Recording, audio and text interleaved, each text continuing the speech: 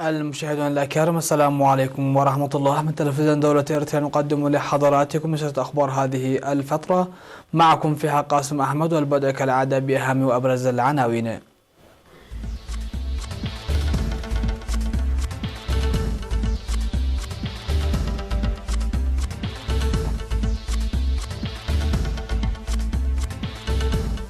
معلومات آنية بخصوص فيروس كورونا. تعيين أعمال السيطرة على غزو أسراب الجراد في جزر دهلك. برنامج تعليم الكبار في ضحية الحقوق يحقق نتائج جيدة. معطل 15 وتدمير 50 منزلا في انفجار خط أنابيب نفط في لاغوس. الركود الاقتصادي يطرق الأسواق الأوروبية. وتكليف بيني غانتس بتشكيل حكومة جديدة في إسرائيل.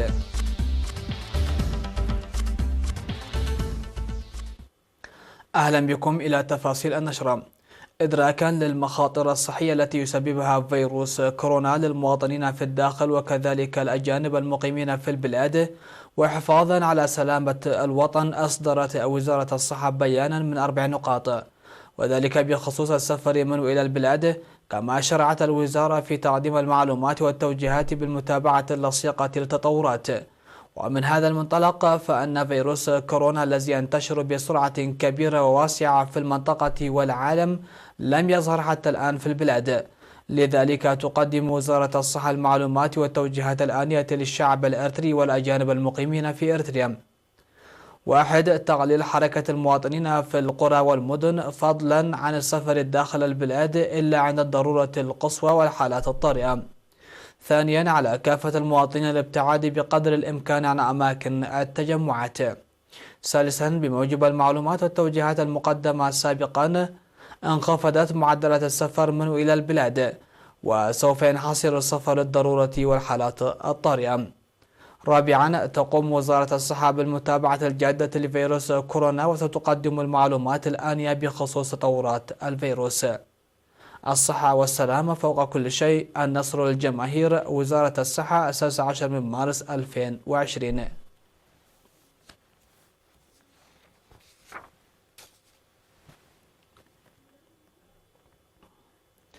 أهلا بكم. نظم في 15 من مارس اجتماع لتقييم حملة السيطرة على أسراب الجراد في إقليم شمال البحر الأحمر خلال الأشهر السبع الماضية، وخاصة في جزر الدهلك الأسبوع الماضي. وأوضح الاجتماع الذي شارك فيه الخبراء الزراعيين وقادة الجيش المشرفين على العمل ومدير مديرية الدهلك وغيرهم من المشاركين في أعمال السيطرة بجزيرة الدهلك مشاركة حوالي 340 شخص و8 خبراء و6 سيارات وسفينة و3 زوارق للقضاء على أسراب الجراد التي كانت منتشرة في مساحة تقدر ب 226 هكتار. وأوضح مسؤول تنمية المحاصيل في مكتب الزراعة بالإقليم السيد تسفيت جبرس جابير تفاوت ظهور الجراد في الإقليم سنويا من حيث الكثرة والانتشار، لذلك يقوم المكتب بأعمال السيطرة باستمرار. ولكن هذا العام شهد إضافة إلى الظاهرة السائدة قدوم أسراب الجراد من دول الجوار، مما ضاعف ذلك عملية انتشار أسراب الجراد وصعب المهام أكثر. وأشاد السيد تسفيت بدور قوات الدفاع وخاصة القوات البحرية والتنسيق الجيد الذي أبدته إدارة إقليم شمال البحر الأحمر ووزارة الزراعة، مشيرا إلى أن الطاقة البشرية الكافية والآليات الثقيلة والمبيدات الحشرية كانت من أهم جوانب القوة. وقدم المشاركون آراء ومقترحات بناءة، منها تنظيم دورات تنويرية تساعد السكان للإبلاغ الفوري، وأن تقوم وحدات القوات البحرية بدورات مكثفة لتقديم المعلومات الآنية إلى الجهة المعنية، والقيام بالمتابعة الجادة فيما يتعلق بالمبيدات التي تم رشها مسبقا تفاديا من إحداث أضرار بيئية وصحية.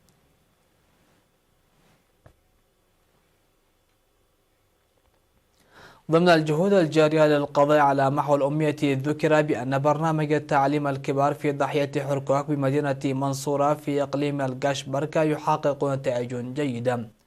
وفي اللقاء الذي نظم لتقييم البرنامج، أوضح مدير مدرسة حركوك الأستاذ أحمد موسى أن نتائج الحملات التوعية الجارية أثمرت في تدريس المشاركات في البرنامج لأقرانهن، داعيا لتسيير أعمال مماثلة في الضواحي الأخرى من أجل مضاعفة النتائج المحققة.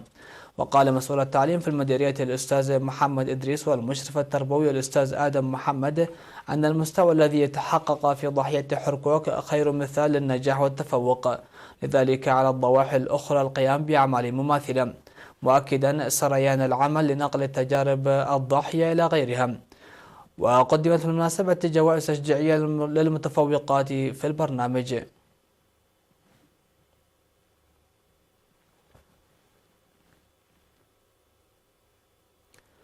أفاد التقييم الذي جرى في 14 من مارس بمدينة مصوع حاضرة إقليم شمال البحر الأحمر بنجاح حملة التطعيم التي شهدها الإقليم في الفترة من 15 وحتى 31 من نوفمبر 2019 ضد السعي وتقديم فيتامين ألف. وأوضح التقرير المقدم في الاجتماع التقييمي عن نجاح تقديم فيتامين ألف بنسبة 100%، فيما كانت نسبة تغطية التطعيم ضد الصحائي 99%، وذلك رغم تحديات الطبيعة وحياة الترحال. وذكر مسؤول فرع وزارة الصحة في الإقليم السيد تسفاسيون بأن الهدف الرئيسي لتحقيق هذا الإنجاز هو وعي وتفاني المواطنين والمؤسسات الحكومية الشريكة والمعنيين الصحيين. وقال السيد تسفاي إن تطعيم أعداد كبيرة كان فوق التوقعات مقارنة بالأقاليم الأخرى، مما يعد دليل على التنظيم القوي والجهود الكبيرة التي قامت بها وزارة الصحة وفعالية حملات التوعية المسبقة. من جهته أوضح مسؤول حملة التطعيم الوطنية السيد تيدروس يحدقو بأن البرنامج ووضعا في الاعتبار تضاريس ومناخ الإقليم كان ناجحا بكافة المقاييس، لا سيما الاستعدادات المسبقة لتغطية المناطق التي يصعب الوصول إليها بسهولة. وأشار إلى أن نقص المواصلات وتنفيذ البرنامج في موسم الحصاد كان من أهم المعوقات، مشيدا بدور الشركاء.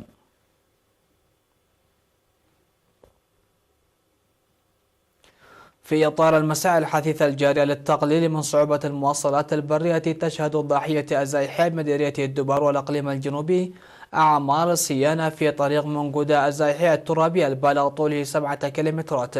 ويقوم سكان ضاحية أزايحية بتسيير أعمال الضاحية الصيانة التي تم تخطيطها عبر مهندسي البنى التحتية في إدارة الإقليم الجنوبي. وأوضح مدير ضاحية أزايحية السيد كبروم كعسي أن المواطنين لا زالوا ينشطون بتفان لإنجاز مهام صيانة الطريق منتظمين على مجموعات، وسوف يختتم البرنامج قبل دخول موسم الخريف. من جهتهم قال أعضاء لجنة المهام الجارية أن المهام تتطلب دعم الآليات الثقيلة من أجل إنجازه في الوقت المحدد وبطرق جيدة، مناشدين أبناء المنطقة في الخارج لتعزيز مساهمتهم. تبعد ضاحية أزايحي التي تضم مناطق قربعتي وأزايحي وعدي سهلاي وعدي تمناي حوالي 27 كيلومترا من الجهة الجنوبية للعاصمة أسمرة.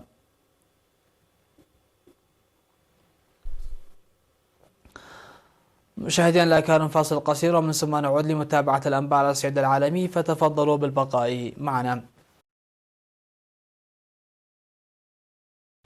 أهلا بكم مع الأنباء العالمية. قالت خدمات الطوارئ أن انفجارا في خط أنابيب نفط أودى بحياة 15 شخصا على الأقل، وتسبب في تدمير نحو 50 منزلا بعد اندلاع حريق في إحدى ضواحي لاغوس العاصمة التجارية لنيجيريا. وقال إبراهيم فارنلوي منسق الوكالة الوطنية لإدارة الحالات الطارئة في المنطقة إن عدة أشخاص أصيبوا ونقلوا للمستشفى. وقال الشاهد من رويترز إن أعمدة الدخان كانت تتصاعد في مكان الانفجار بينما يتابع الناس رجال الإطفاء وهم يحاولون إخماد أسرة اللهب. وانهارت بعض المباني بينما نصفت السطوح على عديد من المباني الأخرى، مشيرا إلى أن سبب الانفجار لم يعرف بعد.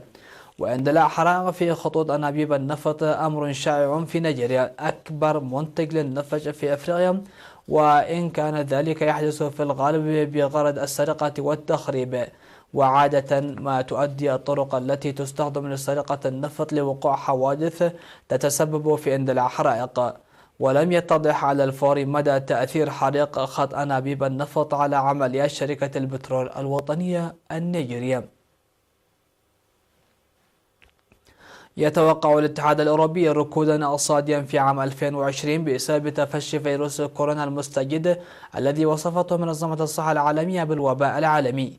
وقال المفوض الأوروبي للسوق الداخلية تيري بريتون إن الاتحاد الأوروبي يتوقع في عام 2020 ركودا لم يحدد حجمه، لكنه توقع أن يبلغ التأثير العالمي لأزمة فيروس كورونا المستجد على النمو الأوروبي من 2 إلى 2.5%. وبشأن مدى ملاحقة خطة التعافي الأوروبية، قال بريتون إنه من السابق لأوان الحديث عنها بالتفصيل، لكنه ألمح إلى أنه من المحتمل أن تكون هناك خطة في الوقت المناسب. وقدر المفوض الأوروبي أيضا أن الأزمة ستعيد على الأرجح التفكير في أدوات تجميع وتشارك ديون الدول الأوروبية.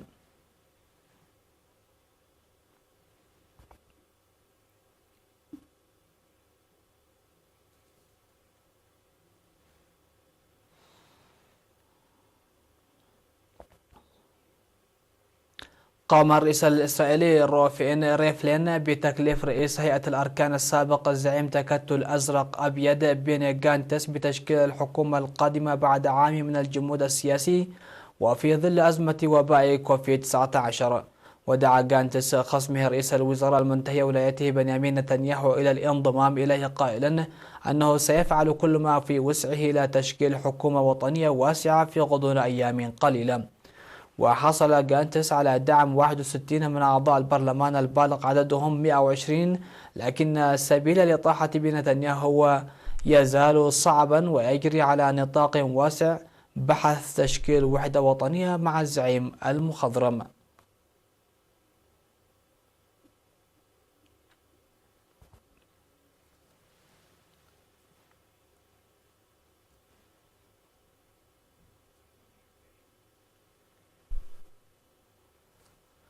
اتهمت الحكومة الألمانية الولايات المتحدة بالسعي لوضع اليد على مشروع لقاح ضد فيروس كورونا المستجد طوره مختبر ألماني، محذرة بأنها ستبذل كل ما بوسعها حتى ينجح المشروع في أوروبا.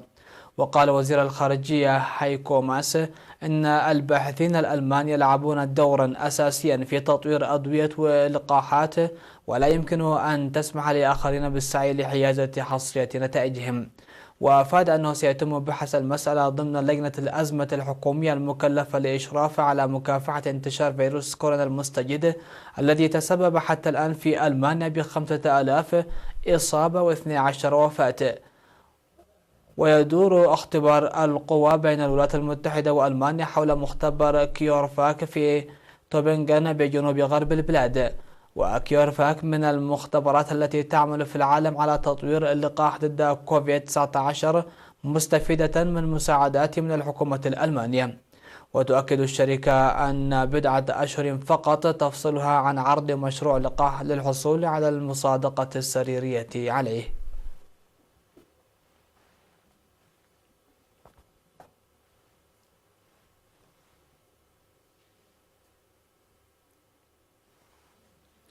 هكذا انتهت النشرة، شكرا لحسن الاستماع ودمتم في أمان الله.